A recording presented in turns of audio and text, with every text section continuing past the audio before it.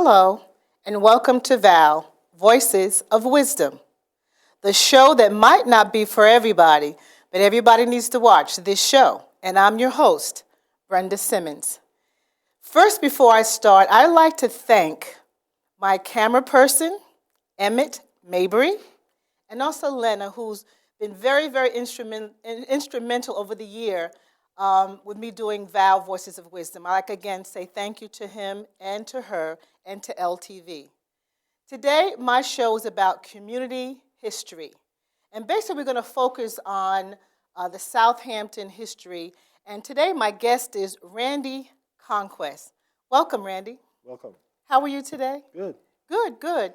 So we're going to talk a little bit about your background. Give me a little bit about your background. Well, I was born and raised in Patchogue. Went to Patchogue High School, and married a girl from Patchogue, Joanne. You know Brenda. Yes. Love of my life. And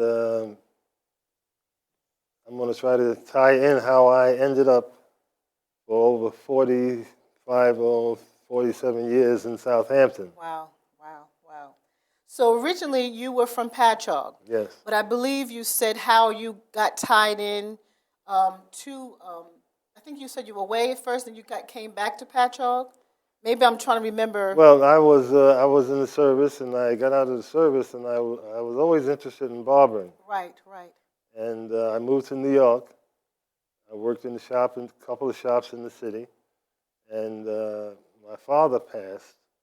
And by me being the only one who was really single, my youngest brother, he was in college. My sisters were all married. I moved home to Patchogue, my mother. And I had a friend who was a barber in Riverhead, Melvin Robinson. Okay. And by him knowing that I was in the business in New York, he told me he had a friend who was opening a shop in Southampton by the name of Bob Phillips. You probably remember Bob. I do. And I met Bob, and I came out to Southampton. I worked in that shop for about 5 years. I opened my own shop in 1969 by the train station. But Bob Phillips' barbershop was on Halsey Avenue, on Halsey correct? Avenue, yes. Okay, and that's actually right next door to door. where I grew up at. Exactly. Okay. Nice to see you. You and your sister. As a Yes. matter of fact, your sister Linda used to babysit my kids. That's right. Yeah. That's right. It's a small world. It's a Yeah. small world. So then you opened up your own. After Bob closed his shop, Okay. I opened up my own shop in 1969 on Maple Street in Southampton. And that's across from the railroad station, That's correct? right. That's right. Okay, and you were there for how long? 10 years. 10 years. Wow. So what was it like starting your own business back in that? What era was that? In the late 50s, early 50s? Oh, early 60s. Early 60s. Yeah. Okay. Well, it was an adventure. I had never been in business for myself. It was just trial and error, and try to put out good work. That's important. That was the main thing, you see. If you can be in business and make the customer smile, you don't mind asking for some money. And if I recall too, there was a lot of black businesses around that time. Oh, yeah. There was quite a few. Oh, yeah. And I think that's really significant to me during that time. And why do you think that was, or how, that was just... Well, we had a lot of people here. You see, in the summertime, it used to be an influx of people who used to come here from Florida just to work. You're right. And that really helped my business. You're right. I didn't think about that. Then we also had a lot of migrant camps. And that was more heads in the barbershop. I didn't remember that, Randy. Yeah.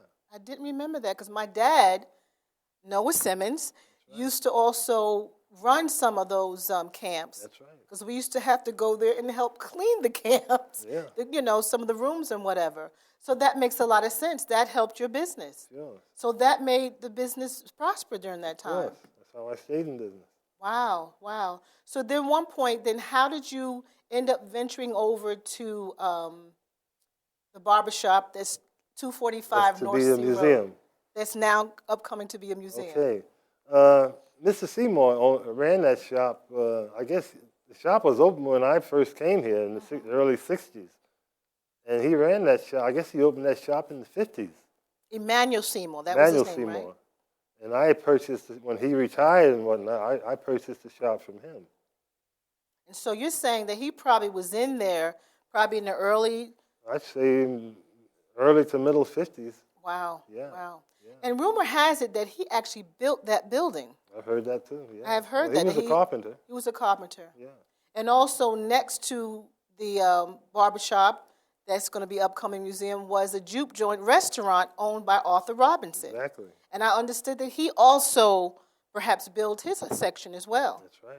How much do you remember? Could you give us just a little bit of history of what you remember of the barbershop and the restaurant during that time? Well, I mean, Did you hang out there? of course, you know, Okay. I used to go there quite often. You know, matter of fact, there was a restaurant, Sid, a guy named Sid used to run a restaurant there. Okay. And he had the best ham, hocks, and beans in the world. I know it. I knew it. I knew it. So yeah, I was. So what was the flavor like? I mean, was that a Saturday night thing, a Sunday night thing, a Friday night thing, or was it all weekend thing? All What was week, it like? yeah. It was all weekend. Sure, All weekend.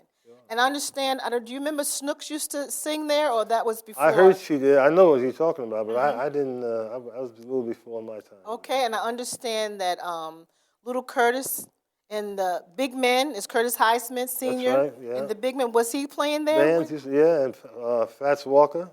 Fats Walker. Yeah, I remember him now. sure. Wow. So it was the happening. It was the hot spot. It was. And it was people came from all over, from the East End to that place, right? right. Because during that time, I think people felt comfortable. I did a little history about Jute Joints. And, Well, we had quite a few bars and restaurants around. We had Pinkney's Inn in Bridgehampton. We had Rights In. Wrights Inn I in shouldn't be Riverhead. remembering all this, right? But I do. The Bluebird in Riverhead. That's and then you right. had in East Hampton was what was the name of that? Cottage Inn in East Hampton. I think it was Cottage Inn. My Yeah. dad used to run that. That's place. right. That's right. That's right. So we had a lot of places that we could go, you see, and we had, like I say, it was a lot of work for people here. And it was a lot of. It seemed like the black community gathered a lot more to me than they do now. Of course. Why was that? I wonder. What was it? What made it? Well, for one thing, it was more in number. Okay. There's not that many here now, you know. That's true. There was more people to get involved. That's true. That's true. And I believe they even had a black business organization or something we during had that time. Were you involved with that? Yeah. You were? Sure. So how was that? What was that all about? Well, we just, a bunch of black businessmen just got together and tried to form something to help the community. And you were supporting each other. That's right. And how were you helping the community? How was that? It's just. Well, we had certain functions that we used to throw, put on. Oh, you did? Yeah. Oh, okay. Was that like an annual, yearly thing? Give us an example, like some Well, of the things. it didn't really last that long. Oh, okay. It didn't really last that long. Because I believe my dad was involved, because I remember a little bit. Yeah, your father was part of it. And I remember there was, didn't last long. We'll just say it didn't that. last It didn't last long. But in spite of the negativity of that, but a lot of blacks had owned businesses during that time. And I think that was so key. And I understand also when you moved to the your barbershop, you actually trained some young men how to be barbers. Sure. How did you reach out? Did they reach out to you, or you reached out to them? Well, How did they that reached happen? out to me. Oh, they did. See, barbering is something that you have to have it in your blood, in a sense. So I can remember Clyde Hallman, who worked with me for 35 years. Charlie Green, who has a shop now in Riverhead. Artie Williams, I think he works in the shop in Coram. Gus Stewart. So I can go on and on. And there was another fellow, he was in college. He used to go to college. Can't think of his name. But he used to come in and cut hair with me, too. So you were actually in that barbershop for 27 years. That's right, the one that on 245 North Sea. Sea. That's right. Wow, that's a long time. And there was a lot. What was the air about when it comes to? I think it was during that time where there was the segregation was, it was getting better at that point. The blacks and whites and the communication was getting better. What did you see a transformation during that time yourself, or it didn't affect you? Well, I saw a big transformation from when I was in the service station in Mississippi in 1956, where I had to ride on the back of the bus in certain places I couldn't eat and whatnot. So I can see the change. Matter of fact, I was in Biloxi maybe 10 years ago, and it was unbelievable. I think of that what Martin Luther King said: little black boys walking down the street holding hands with little white girls, and that was happening. So the change it is changing. Yeah, it is changing. But we still got a ways to go. We do. But for you to be on the back of a bus and sing, you probably saw, all whites or what's the signs? I don't remember the signs. You just have whites only. Oh yeah. Whites only signs. So you saw those. You experienced that in the service. That's right. We talked about, the new movie that's out now, Red Tails. Oh yeah. And we talked about that experience. We saw that experience, even how after they got out of, fighting and doing what they did, they still came back home to have to deal with racism. Of course. Of course. So that's something that you're sitting here saying that that there's been changes. Oh. But like you said, we got a long way to go, but you saw a change. You saw changes. Of course. Yeah. Matter of fact, I got to tell you a little story. My son was in the service. Mm-hmm. He was stationed the same base that I was stationed at. Really? Now, they had a monument in Biloxi. It was a water fountain. And matter of fact, Jane Pittman, I think there's a movie that water fountain was part of that movie. Yes. And they had a sign over that water fountain when I was there in 1956 saying no color could drink there. So when my son came home, he went into service in 1982. When he came home, I asked him, I said, Dean, they still have that monument in Biloxi? He says, yeah. I said, is the sign still there? He looked at me and says, Daddy, what sign? It made me feel good that the sign was gone. The fountain's still there. Yeah, but the sign is gone. Yeah. That makes a difference. Also, during that time, there was a lot of African Americans or blacks, as the name called it during the time, that was also working on the railroad. Do you have any idea what that sparked, them to have those jobs? Because, that was good jobs. Of course, and it paid good money. It paid really good money and benefits. And benefits, sure. So I'm still doing my little research. I'm trying to find out how they, got a hold of those jobs. Was it advertising? Somebody knew somebody? Well, I guess they had to know somebody back in those days. Right, right. And I guess once because Mr. Ward, he worked on the railroad. Mr. Jesse White, Arthur Robinson. And I found out Mr. Charleston from Rich Hampton. That's right. He worked on the railroad. Yeah. So it was very a prosperous job. Of course. Made good money then. And I'm thinking during that time, it was just a little unusual for me. And I want to do my little history with it because I thought, most of the time they were farmers or they were doing menial jobs. Mm-hmm. And to get a job on the railroad, I think that's really significant. Of course. Very significant. Let's talk a little bit again about the Jute Joint and Fives. Do you remember Arthur Robinson? Oh, sure. Okay. Sure.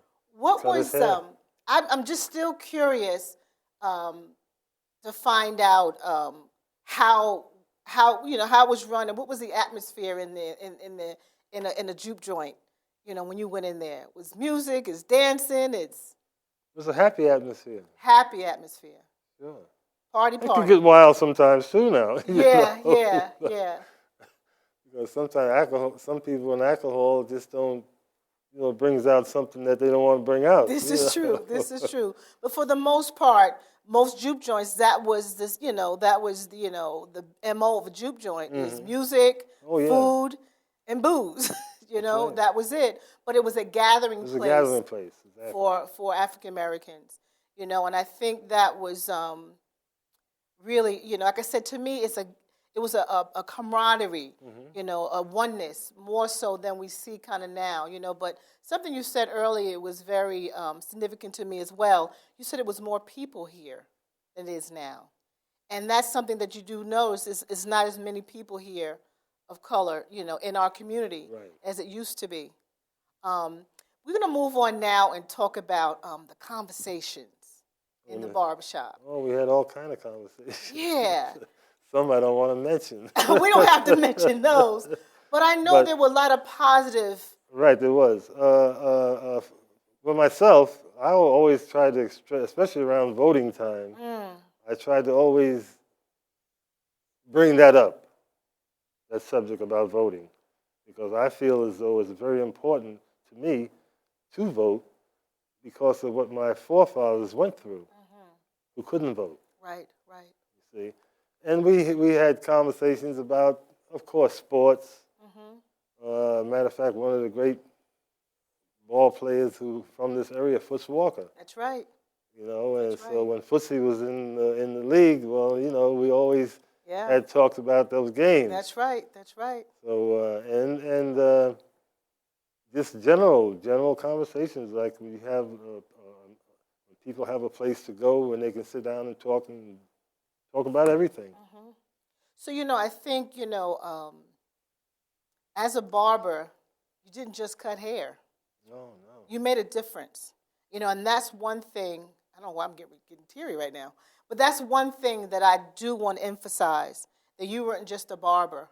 You made a difference in our community. And I want to stress that and thank you for that as well. And know that, talking about voting, I mean, what are some of the conversations you got back when you talked about voting? Did some people tell you they felt like it wasn't worth it? Oh, I've heard that, yeah. That was usually a conversation. My vote don't count, but they don't realize that their vote does count. Exactly. Just your presence. Yes. In the voting, in the polling place counts. Could you repeat that one more time? Just the presence. That's right. That's so significant. I know when I first moved here and I used to go down to vote, I didn't see too many of color. But it's changed. It has. It has. But actually even recently I was involved in my community with campaigning. And, it was very significant that there were people that wasn't registered. But we got out there, we were able to register them, and I believe they began to understand the importance of, making themselves. Sure. And they had a voice. And, if truth be known, there were some people that were running knew that if they didn't get our votes, they were not getting in, and they're depending on that votes. Exactly. So those are some of the things that we really want to continue to pass on to our young people. But I think they're catching on even more. But the other thing you talked about was education. Very important.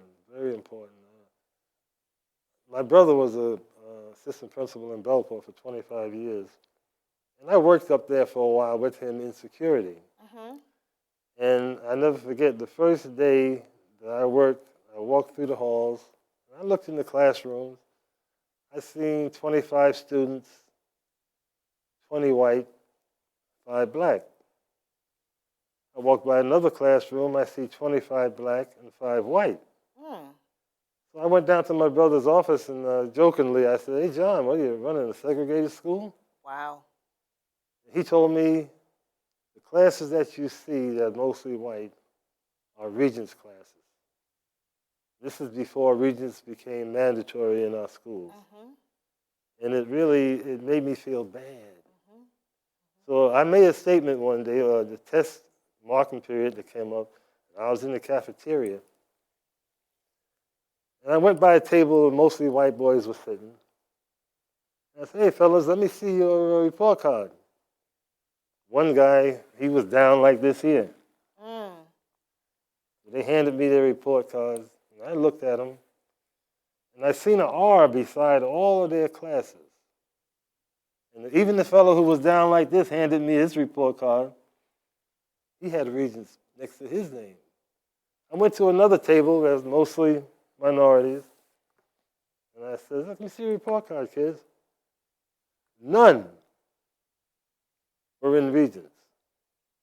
So I made a statement that day. I said, "Whoever makes the honor roll next period, I'm going to give them $50.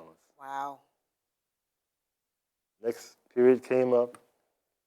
I just got into school. These two black girls came up. Mr. Conquest, we made it.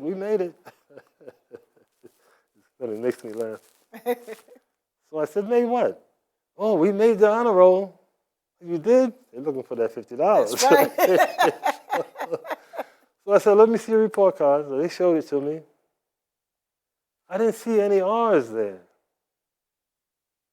They had made the honor roll, but not in regions. Mm-hmm. And I said, I said that if I would give you $50 if you made it, if you had regions, which I didn't. Mm-hmm. Mm-hmm. I gave him $5. Yeah. I said, you got to get into region subjects. So I try to stress the importance of education. Because the more you learn, the more you earn. Could you repeat that one more time? You said what? The more you learn, the more you earn. That's it. And in America, the more you earn, the more you can have. That's true. That's true. I told my son one day, I said, Dino, the only thing holding me off a Rolls Royce is some money. If I had enough money, I could buy a Rolls Royce. But your great-great-great-grandfather, if he even thought of an old Rolls Royce, they might have got rid of him.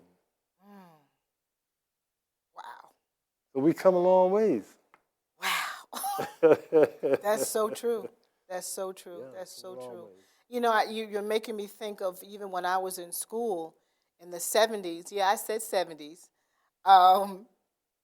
It was actually our upperclassmen that really sat us down and talked to us about the importance of taking Regents courses. And unfortunately, our guidance teachers didn't. And another unfortunate, at the time, our parents was busy working and supplying for us, and they really didn't come from a lot of a background with education either. So that's a whole another level that was, very challenging of the importance of education. Right. It really sometimes wasn't instilled in us, but it was our upperclassmen that literally sat us down. I remember sitting us down and telling us, you need to take this course, you need to take that course.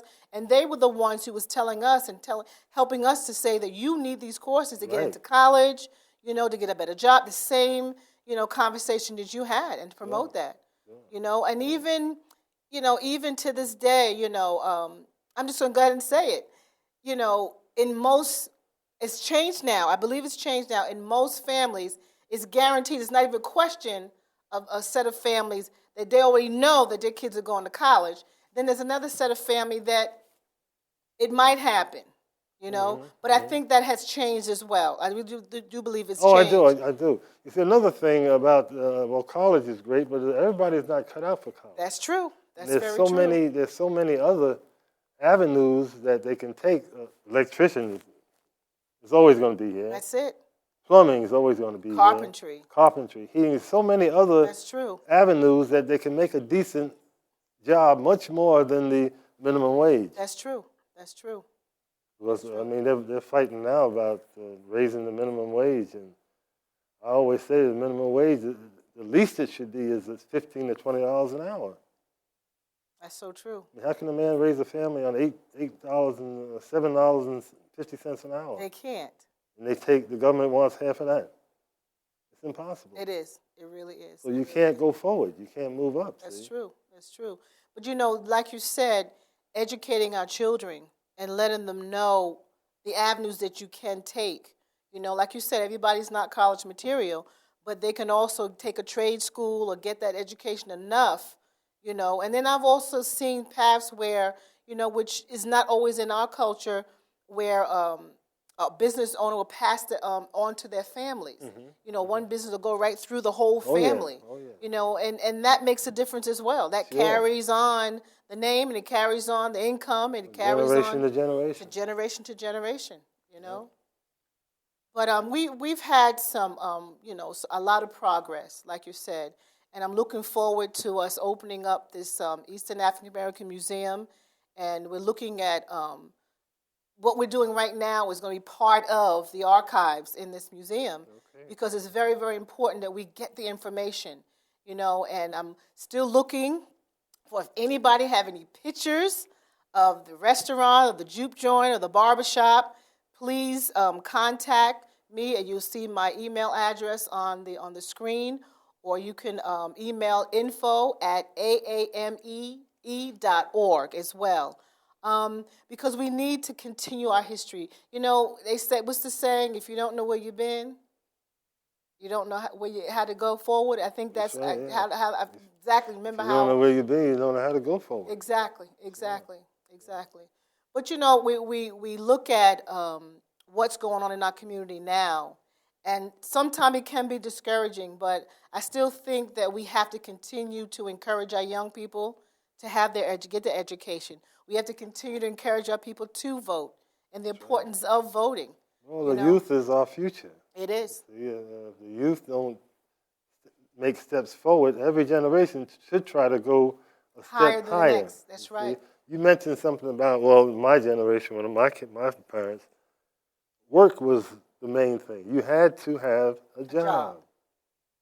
You couldn't hang around my house with no job. That's right. Matter of fact, my father found me a job. What was that job? Can I ask? He woke me up one morning. I just got out of service and been home maybe a week. I was going to go get a job because I knew my father. He woke me up one morning and says, Randolph, he says, what are you going to do? I'm half asleep. I don't know what Daddy talking about now. He says, where are you going to work? I said, well, now I know what he's talking about. He says, Mr. Russo is looking for somebody. It was Russo Chevrolet in Patchogue. Well, I got up, got dressed, and went to see Mr. Russo. He wasn't looking for somebody. He was looking for me. Oh, he was looking for you. Oh, that's awesome. Because my father had told him that I would be there. And you'd be there. And you were there. But, you know, that's good. You know, Sure. That's good. And, you know, having that work ethics is just really important as well as education. Yeah. And this has been our show. It just goes so fast. And thank you. I appreciate it. And everybody, you have a great day. This has been VOW, Voices of Wisdom. Thank you.